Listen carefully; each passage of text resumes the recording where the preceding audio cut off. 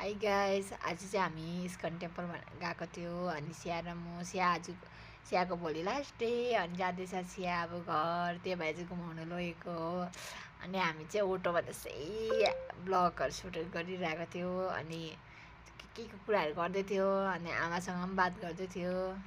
अन्त सियाले कहाँ गएको भनेर सोध्यो। अन्त मैले भने इस्कन टेम्पल भन्यो। अनि हामी चाहिँ जाँदै थियो अटोमा। आमाले पनि साइडबाट हेर्दै थियो, हाई भन्दै थियो आमाले पनि।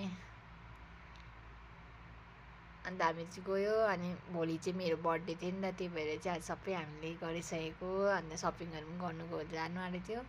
अब चाहिँ हामी मल पुग्नु आँट्यो। मल पुगेर चाहिँ इस्कन टेम्पल जाने हामी चाहिँ जाँदैछ।